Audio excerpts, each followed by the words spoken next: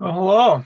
This is Wade Frazier. This is March 29th, 2026 at 2:15 p.m. This will continue with my post on Brian O'Leary and our relationship. I originally I said 2 to 4 posts maybe. Yeah, now it's thinking it'll be 5 or 6 posts or more. We'll see how it goes. Anyway, I ended the previous post. Brian had his heart attack in 1992. Uh, Probably was spook induced, but it didn't slow Brian down that much. He was a big globetrotter, so he was traveling the globe, visiting free energy scientists and inventors. That became a personal project of his, and again, it led to his next book. And he visited, I think, at least 50, maybe more, and maybe 100. I don't know, some big number of free energy scientists and inventors, which resulted in his book titled Miracle in the Void, which came out in late 1995, early 96. So I saw an ad. I saw an ad for the book in late 95 and I bought a copy in early 96. And as I said in the previous post, after I met Brian in 1991, I really didn't think about him like at all. I was studying so many different subjects, and anyway, Brian wasn't really on my radar until I saw the ad for that book, and then I bought it and read Miracle in the Void there in early '96. And Brian was one of the only authors I've ever seen who wrote about Dennis Lee and didn't lie about him. So this was, yeah, I mean, you might think it's not a great feat, but everybody, the media, the so-called skeptics, even people in the free energy field, they just lie about Dennis. It's like a liar's contest. And so, but Brian didn't. And so that was big. I was amazed, again, impressed that he wrote about Dennis in a positive way. Again, as this basically honor roll of suppressed people pursuing free energy, including Sparky Sweet, etc. Um, and in the book, Brian wrote in one of his early chapters, he wrote about what he called the suppression syndrome. And it was brilliant. It was a brilliant summation. And in fact, a book that came out not too long after that, Brian's suppression syndrome was actually a chapter in that book on suppressed discoveries and inventions. And I've constantly discussed my 1% conspiracy, 99% complicity idea, which explains organized suppression and how the rackets operate, all this kind of thing. And Brian's summary was very similar. And so Brian credited, if you will, scientific denial, industrial turf protection, which is organized suppression, a government secrecy in the spooks, ETs themselves who wanted to hide in the shadows, a lying media, and then the final category was the biggest and most important, which was the rest of us. So humanity seems addicted to ignorance, scarcity, and fear, and we act collectively like children who can't handle any responsibility.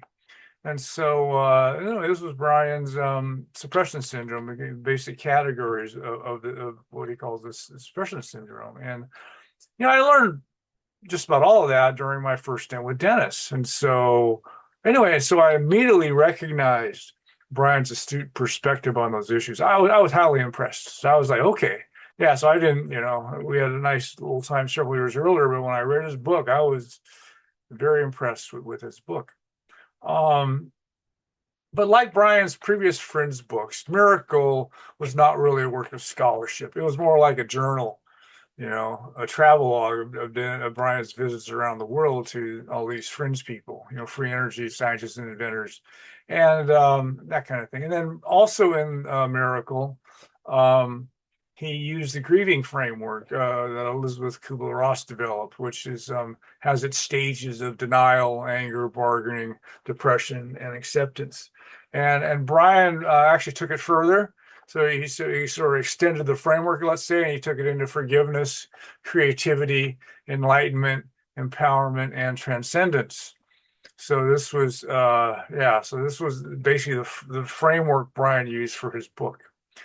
And when I was about 20 years old, I bought 35 copies of the Aquarian Gospel of Jesus the Christ and hand it out to people. Yeah, definitely a metaphysical masterpiece.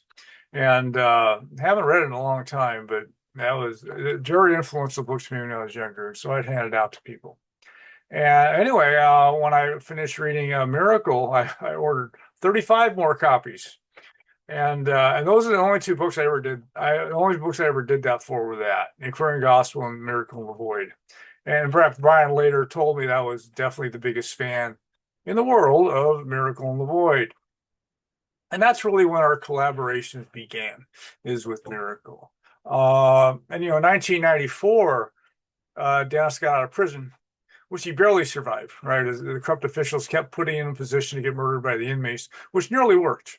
And so Dennis, and again, the day after he got out of prison, I flew him out. I paid for his plane ticket out of California, had him stop in Columbus. So I heard about his days in prison for a couple hours the day after he got out. And then the next year, 95, he visited me. So again, his wife had children, moved to New Jersey. So Dennis drove out from New Jersey there in 95, the spring, as I recall, to see me. And he was actually towing a trailer with some equipment or something. He was starting to really surf things up. And then in early 96, again, right around the same time that I read Miracle, Dennis came through Columbus on his first barnstorming tour that year.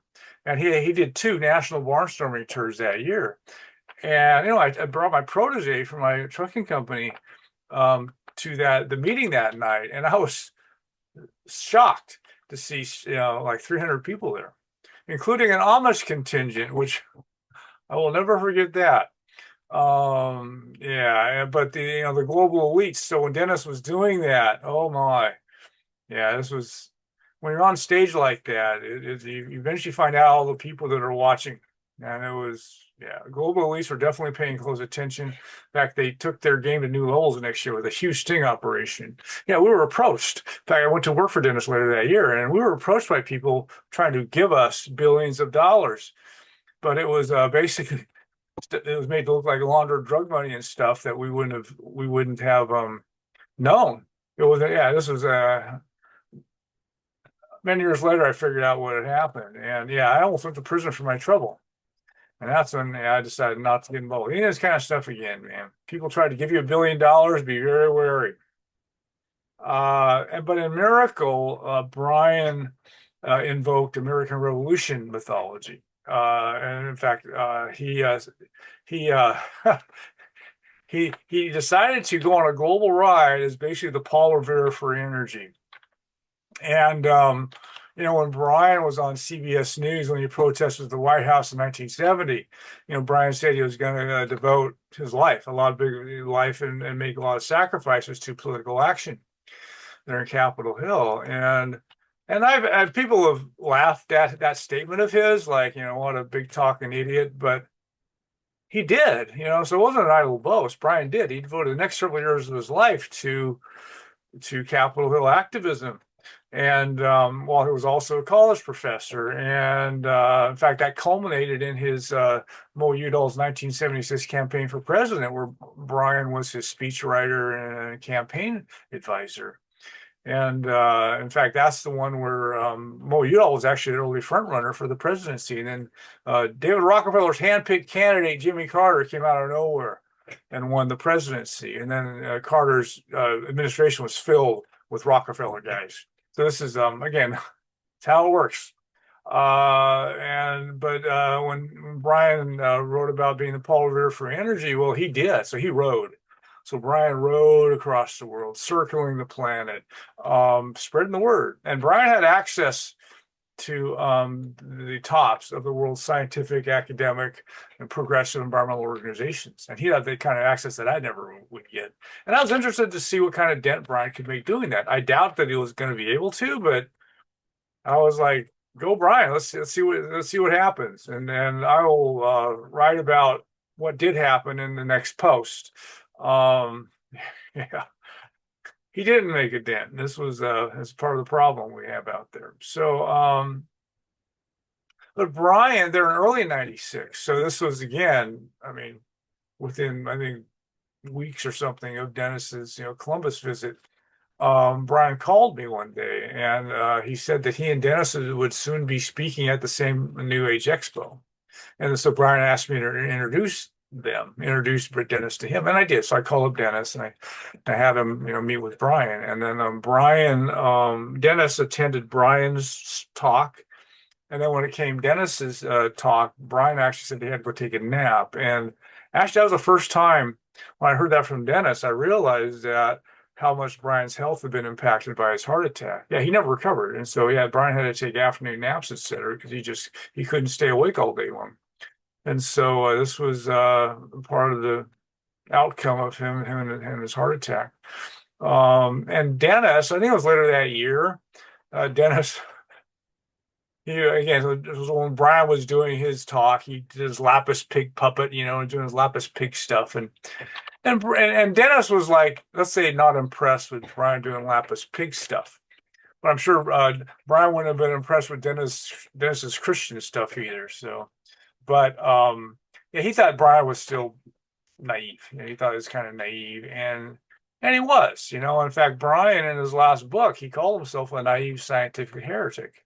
But naivete is not a crime. And we all sort of start out naively. I mean, it's lack of experience. That's what naivete is about. And pretty much everybody in my pantheon began naively, pretty much, but I don't recommend people lose their naivete in the free energy field, because that's life risking to lose your naivete in the free energy field. So there's gentler ways to lose your naivete than something like that. And so anyway, in Brian's globetrotting, visiting, free energy inventors and scientists, he also visited psychic figures such as Sai Baba, Tomas Green Martin. Brian visited crop circles, and all sorts of adventures. In fact, he hung out with Marcel Vogel, who was a noted fringe scientist, researcher. And Brian gave hundreds of public talks around the world.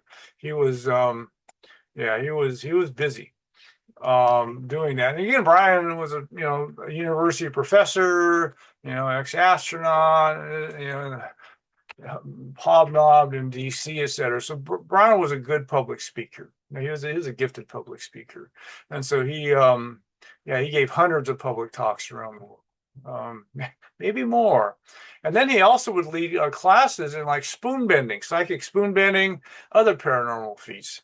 And one of the interesting aspects of that is that Brian noted that when he would be in a room teaching people how to bend spoons or do other remote viewings, etc., the only people, if there was somebody in the room who couldn't do it, it was always white male professionals.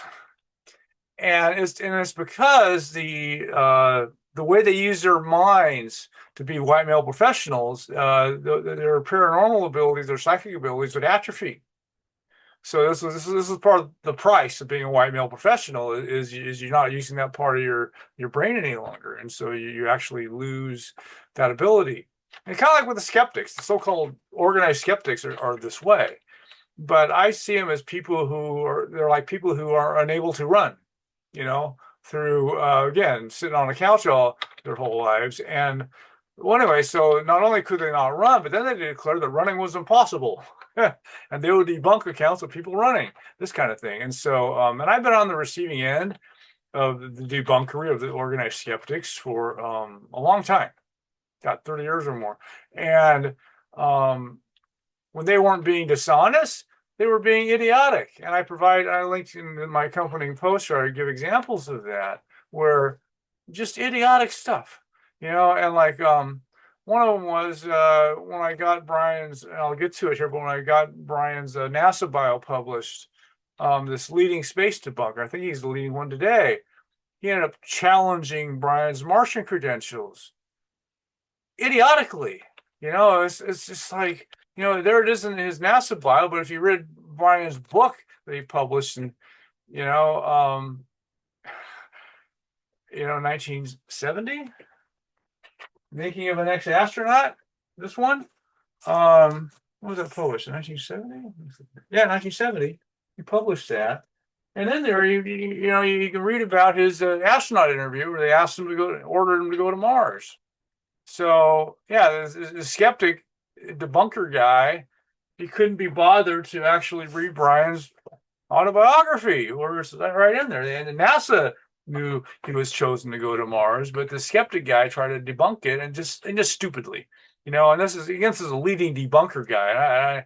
And I've seen this repeatedly. It's like these so-called high-flying skeptics, and they can't debunk out themselves out of a paper bag. It's just really, it's amazing to see that kind of stuff. And yeah, their minds are just, yeah, their minds are scrambled, and they're unable.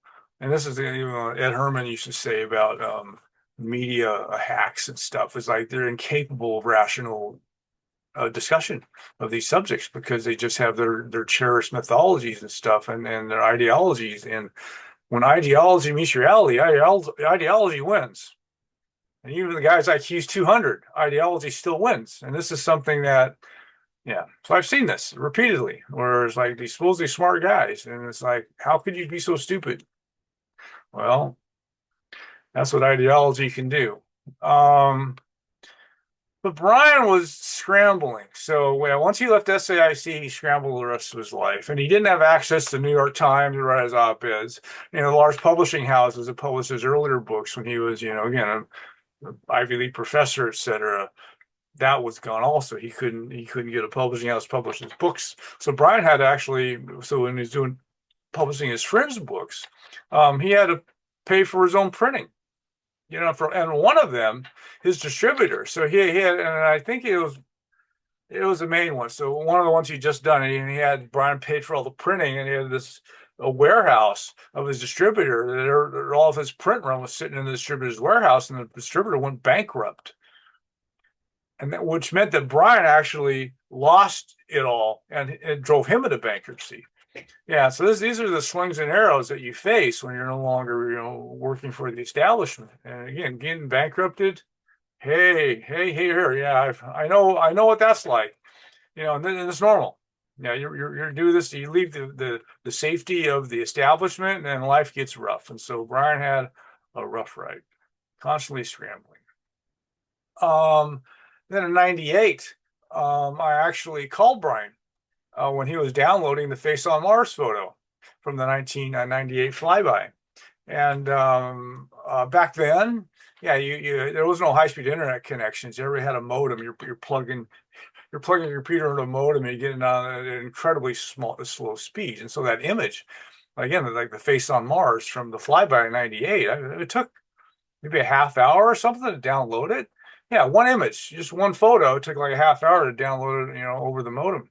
And that photo though largely ended the controversy. And Brian, his only contribution to the issue. Well, again, he's a Mars guy, so everybody was trying to use Brian to give credibility to the issue. And Brian, he played along, but he was a conservative scientist, and he basically said, these people have done enough work on the face that maybe there's something there, but we won't know until we can go back, and get a closer look at it. So Brian just suggested that with future missions to Mars, that they make photographing the face with higher resolution a priority. And that was really his contribution to the issue. Was just saying, yeah, we should probably take a better look at it. But after that, I don't remember Brian ever trying to make the case after that it was still artificial. Some others did, like Tom Bland-Flander, but I don't think Brian did. That I recall. Yeah, so the issue kind of died with the better image. But again, Brian was slowly defrocked by the establishment, and so in 1987, this is again the year that Brian lost his job at SAIC. Wally Schirra led an effort. So Brian was interviewed by a San Diego newspaper, and interviewed, and in the interview, the journalist called Brian a former astronaut. And so one of Wally Schirra, who was one of the Mercury 7 astronauts, he had retired to San Diego, and he saw the article, and he took it. Not only did he take exception to it, but the journalist who wrote that article was soon looking for a new job. Yeah, so I think she got her career for actually daring to describe Brian as a former astronaut. And yeah, in fact, Schirra, he invented this 50-mile high club. So he started saying, okay, only unless you've been about more than 50 miles above Earth, you can't call yourself an astronaut. which, and that would disqualify a lot of people who were astronauts, from yeah, not every astronaut went up. That's how that worked. And so yeah, Chafee, the guy who died in Apollo 1 fire, he never went up. So was he an astronaut or not? So anyway, so yeah, so Ross started, stirring stuff up saying Brian really wasn't an astronaut. In fact, then NASA started telling people that Brian was never an astronaut. And Brian got challenged by MUFON. So MUFON said, yeah, we talked to NASA and they said you were never an astronaut. So Brian actually had to provide pay stubs and stuff and had his job title is an astronaut. So he had to provide the documentation for that. And then there was actually also an attempt to erase Brian as ever having been on Caltech's faculty. Yeah, Brian was asked to speak at the commencement for Caltech one year, and some professor there led an effort to actually erase. Caltech denied that Brian actually worked there. They erased him. And then Brian published scientific papers, with the Caltech affiliation on it. And in fact, when he was on the Mariner 10 team, the guy who ran the team was Caltech, and anyway, so it's idiotic for them to try to do something like that. So anyway, so Brian was putting up with that sort of stuff, regularly. And in fact, Brian was the only astronaut that didn't have a NASA bio for many years. And I'm the one who fixed that. So back in 2010, I was able to finally get his NASA bio published, and I'll get to that in a future post. That was kind of an adventure. And anyway, so Brian was, the slings and arrows. So bankrupt, getting erased, this kind of thing. And you were never an astronaut. And that's part of the price of leaving the Citadel. But the issue that led to my really close relationship with Brian. So I really didn't start becoming a close colleague until the Apollo moon landings issue. And I will devote a topic to that. I will devote a post to that in the future. This is, oh my, I published my findings on my studies on this back in 2001. And 25 years later, I still get asked by scientists and stuff whether we really landed on the moon. Yes, we did. But this was, yeah, it was, and I'll give just a very brief version here. The other ones will get into more detail, but, and I've written about this at great length. But again, when I was 8 years old, I lived in Houston. My dad worked in the mission control room. And at age 8, in December of 66, I actually toured the mission control room, saw my dad's console, etc. That's a very vivid memory of that. And then after that, I mean, I became a big, I was a space brat. And then space exploration has been one of my areas of study ever since. Yeah, fascinating stuff. And so, but after my radicalizing days with Dennis Lee, everything was up for being questioned. And so let me put on pause for just a second. So again, after my first stint with Dennis, I was radicalized. I knew the world didn't work like I was taught. And so I studied everything. And again, and really with a skeptical eye towards everything I'd been taught, seeing what, if any of it, was true. And it turned out that a lot of it wasn't. Anyway, so when I started studying everything back in 90, and being in 89 really, but in 90, 91, I was doing a lot of that. And again, which I'm doing to the present day. So that was the beginning of that phase of my life, which hasn't ended. I obtained a book called Moongate.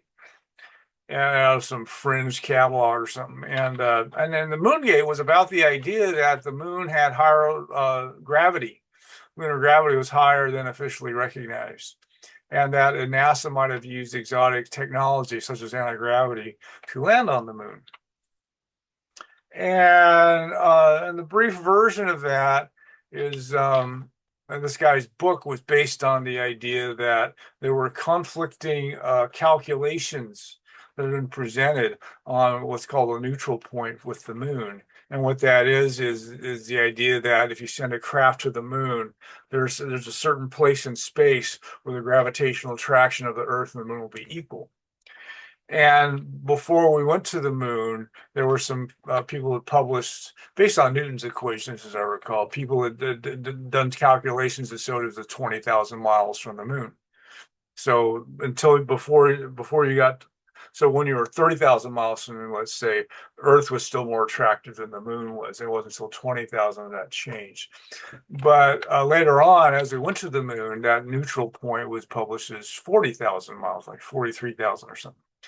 And so anyway, this guy made the case that with that discrepancy, if it's at 40,000 miles, then it meant that lunar gravity was much higher than was advertised. And so anyway, that was the crux of his book. And so there's chapter after chapter of what the implications of that were.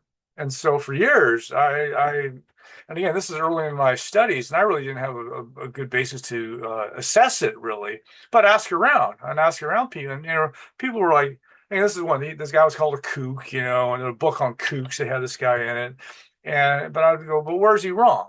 And nobody could tell me that until 1998, when Leroy Ellenberger, who was this Velikovsky, apostate who became my buddy, he's the one who had Ed Herman at Wharton and taught and said it was a great professor. Leroy, I asked him, I said, where can I really find something to establish, to resolve this issue? And he pointed me to a book called Orbital Motion by a guy named Archie Roy. And in orbital motion was the calculation that showed it at 40 some thousand miles. And anyway, the controversy was really on definitional games, maybe some misperceptions, et cetera. And so it really wasn't evidence of high lunar gravity. It really wasn't. So lunar gravity was as advertised 1/6 the Earth's. And so this was something that, but again, it took, it was like 7 years or so after I first read it that I finally resolved it to my satisfaction that the thesis in Moongate really wasn't valid. So, and there's a lot of that in the world, invalid theses, and that's what scholarship's about, really, right? To test out your ideas, et cetera. But anyway, so that one was a fringe topic. Again, the guy was called a kook, and in fact, I informed him. I informed this author after I got the calculation. That's the last time I heard from him too. So anyway, so so Moongate idea, really not valid. Now, as I've written and I said in the previous post, well, the astronauts may have encountered ETs on the moon. And this is Apollo 11. This is what Stephen Greer had to say. And as I've written, astronaut encounters with UFOs have definitely been covered up. And I said I was pretty close to one of the astronauts who's on the ISS, who was there when a UFO was parked next to the ISS and blocked their egress from the ISS for a couple of days. In fact, when that stuff happens, astronauts are trained, they don't get briefed on UFOs and stuff or ETs.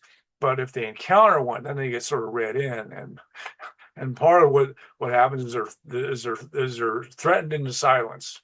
Yeah, they use a national security squash, and then again, severe penalties for even divulging it to anybody. But again, and this astronaut did not divulge it publicly, but privately to somebody close to me, and it's like, oh, okay, this is real stuff. So it's a real thing of the ETs and stuff being covered up. But where was I going with that? Anyway, so I was so there's stuff being covered up, but high lunar gravity is not one of them. But as I was, again, it took me 7 years to resolve the Moongate thing to my satisfaction. And also during the 1990s, I gradually became aware of people who argued in books that the moon landings were faked. And again, this was all part of this milieu. And I was like, fake moon landings, my first reaction was, well, let's look at it. And anyway, so I read the books. It was Casing and Renee and Dark Moon. And anyway, there was these books that argued for fake moon landings, and I read them. And anyway, I wasn't convinced by any of them, but they threw a lot of evidence. There's all this evidence for why the moon landings were faked, and I just knew there was going to be a lot of work to do that. So anyway, I just sort of put it on my shelf there. Maybe someday I'll look into it more, kind of thing. Well, anyway, in early 2001, I again, I from 1997 to 2003, pretty much I devoted most of my time to studying and writing. My website as it exists today was mostly written in those days, plus some other stints, right? So it took me a year to write my big essay, and yeah. So, but the bulk of my site as it stands today was completed by 2002. And but anyway, in 2001, early 2001, I had a career break. I'd just been consulting for a year and a half, and so then I was going to take another break. And anyway, I decided, and then I remember there, and it was like January, early February, maybe late January, early February. I finally looked at my shelf and I go, okay, this moon landing stuff. I guess I need to let me get to the bottom of that. So I started. Looking at the evidence for the fake moon landing stuff. And only a couple weeks into my studies, there was a national TV show on. I think it was by Fox. And anyway, on this national TV show, there was Brian on this TV show for like 10, 15 seconds or something saying, well, maybe they did fake the moon landings. Anyway, so at that point, I felt obligated to really try to get to the bottom of the issue. And so I did. So I spent the next several months looking at the moon landings. And anyway, so I did. So I looked at the moon landings and in every area and all there's this whole laundry list. In fact, I put it on my site. I've written about this at length. But all these areas of so-called evidence for fake moon landings, none of it held up. So I mean, none of it. So none of the evidence of fake moon landings really held up when you really dug into the evidence. It was just really, yeah, it was, and I'm glad I did it. So it really honed my tools of discernment, and it was a good lesson in digging into stuff like that and realizing that all this sturm and drang around, fake moon landings is just BS. Yeah, none of it was valid. Now Brian, back to I mentioned, I think in the previous post, when he would ask Buzz Aldrin and Ed Mitchell was like on the moon, they'd give him some strange answers. So that's what got Brian thinking, like maybe. And then again, Stephen Greer. I mean, Brian was buddies with Greer, and Greer talked about ETs on the moon and all this kind of stuff. So Brian was, yeah, he had enough thing. I don't know what at all Brian was exposed to that gave him his doubts, but he kind of had some. And so I was like, yeah, but in fact, I never got him over the hump. And so actually, a few months before he died, when I was doing his Wikipedia bio, because this Brown was known as the astronaut who died, we landed on denied we landed on the moon. And I had Brian write a final statement, which became his final statement, which Brian eventually said, I haven't studied the issue much. I don't, yeah. So in fact, Brian said, there's much more important things to do than Brian said, my work is much more important than moon landings. And so Brian kind of regretting getting sucked into it. In fact, when he was on that TV show, he got ambushed into it. Yeah, they originally approached him for the face on Mars, but it was false pretense. And so after about 2 hours of talking about the face on Mars controversy, and then they asked him about the moon landings, and Brian talked to him about it just a little bit. And that was the 15 seconds that was on that Fox show. Yeah, Brian felt ambushed and betrayed by the guys who did that show. Typical media. And so anyway, when Brian was on that show doing that, then I was just, I guess I need to go deep. And so I did. And so, and I did it mostly on my own, but I eventually had help. One was particularly from an engineer who, in fact, his mentor helped build the lunar module, I think, or something like that. And so, anyway, and he took on the issue of the guy's name was Jay Windley, and he took on the issue of fake moon landings, and he helped. He was helpful. And so, yeah, some areas I was like, anyway, they show me how, oh no, there's nothing there. And so I present all this on my site, on my essay on this. And anyway, so none of the evidence for fake moon landings really survived scrutiny. Yeah, it all fell apart when you started really inspecting and going deep on it. None of it held up. It was just people making, again, it was just, and many conspiratorial topics are like this, where you start looking at the evidence and a lot of it just falls apart. Not all of it. Again, I know that JFK was not killed by Oswald, and so yeah, I definitely don't take officialdom for gospel. But when you look at the evidence, and it's like, okay, yeah, Gary Ween's account of the John Tower conversation with the subsequent Northwest declassification There's no doubt. Any reasonable person is going to look at that, and there's no doubt that Oswald was not the trigger man for the JFK hit. But that is never going to get a fair hearing in the American media. That's how the American media operates. So, anyway, so in about June of 2001, um, I again interacting with Jay and his buddies, it came up that uh, there were never any of the feats performed on the moon by the astronauts that were predicted that would be done in 1/6 gravity, like jumping 10 feet in the air, etc. And so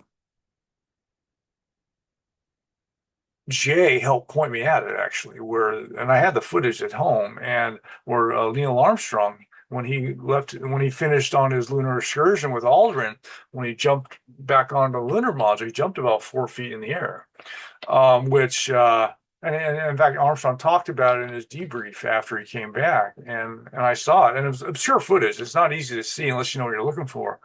And that sealed it for me. Yeah, that was done in low lunar gravity. It wasn't done on Earth, and so that was. And at that moment, that was it for me. I just like, okay, I get it. So there's no evidence. There's no evidence of faking that survived. And then I saw positive evidence of a guy doing something that you couldn't do on Earth. So now that sealed it for me. But I have the last 25 years, I am regularly contacted by people, including scientists, on whether the moon landings were faked or not. No, they happened. They really happened. Yeah, maybe ET encounters were covered up. Could be. Wouldn't surprise me. But that was all done on the moon. And again, I'll do a bigger post on this in the future. But how the heck do you fake moon rocks? I don't think so. So anyway, so then I notified Brian. So in June when I saw this, Armstrong was weak.